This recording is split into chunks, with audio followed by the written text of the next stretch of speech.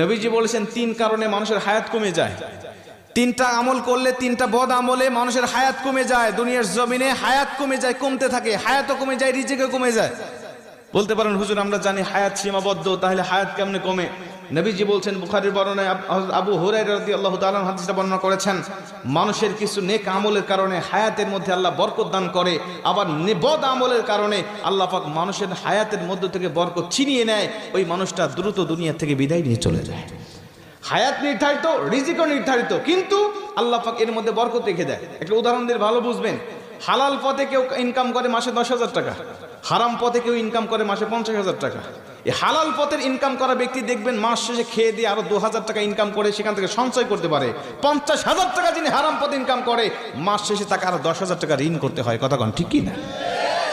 তার মানে হালালের মধ্যে আল্লাহ বরকত রেখে দিয়েছেন, হারামের মধ্যে কোনো বরকত নাই। নবীজি বলছেন হাদিসের মধ্যে, যদি ওই ব্যক্তি আল্লাহ পাকের নাশুকরি করে, আল্লাহ পাকের শুকরিয়া আদায় থেকে মুখ ফিরিয়ে নেয়, তখন আল্লাহ পাক তার হায়াতটাকে সংকীর্ণ করে দেয়, হায়াতের মধ্যে থেকে বরকত আল্লাহ পাক ছিনিয়ে নেয়। এজন্য সব সময় আমরা হায়াতের আল্লাহ পাকের শুকরিয়া আদায় করতে থাকবো ইনশাআল্লাহ। যে পজিশনে রেখেছি আমরা ওই পজিশন থেকে শুকরিয়া করব।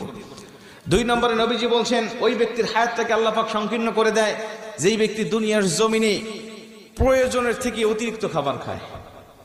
মানুষের রিজিক কিন্তু নির্ধারিত, আমরা জানি। রিজিক শেষ হয়ে যাবে, আপনার হায়াত ফুরিয়ে যাবে, আপনি দুনিয়া থেকে বিদায় নিয়ে চলে যাবেন।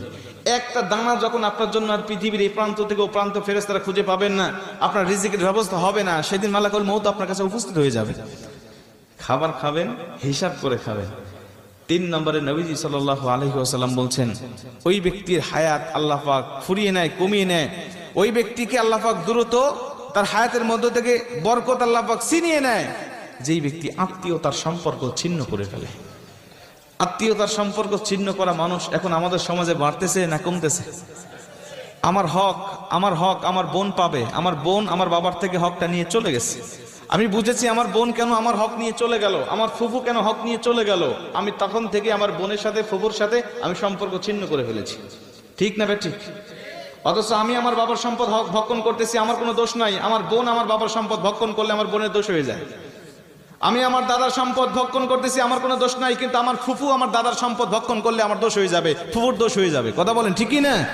এই সম্পত্তির জের ধরে আজকে অধিকাংশ আত্মীয়দের সাথে আমাদের সম্পর্ক ছিন্ন হয়ে গেছে। আজকে আমাদের সম্পর্ক ভালো নাই। অথচ নবীজি বলছে, যেই ব্যক্তি আত্মীয়তার সম্পর্ক ছিন্ন করে, ওই ব্যক্তির জন্য জান্নাত একেবারে হারাম করে দেওয়া হয়েছে। আজকে দেখেন, আপনার আত্মীয়র মধ্যে কার সাথে সম্পর্ক আপনার ঠিক নাই, মাহফিল থেকে গিয়ে আপনি তার সাথে সম্পর্ক জোড়া লাগানোর চেষ্টা করবেন। বোনের সাথে কথা বলেন না, বোনের সাথে কথা বলেন। ফুফুর সাথে কথা নাই, ফুফুর সাথে কথা বলেন। চাচা ভাতিজার সাথে সম্পর্ক নাই, চাচা ভাতিজার সাথে সম্পর্ক জোড়া লাগিয়ে ফেলেন। কসম করে বলছি, নবীজি বলছি, যারা আত্মীয়তার সম্পর্ককে রক্ষা করে, জোড়া লাগায়, আমি নবী আর ওই বান্দা একই জান্নাতে থাকবো। আল্লাহ পাক আমাদের আত্মীয়তার সম্পর্ক রক্ষা করার তৌফিক দান করুক। জোরে বলেন আমিন।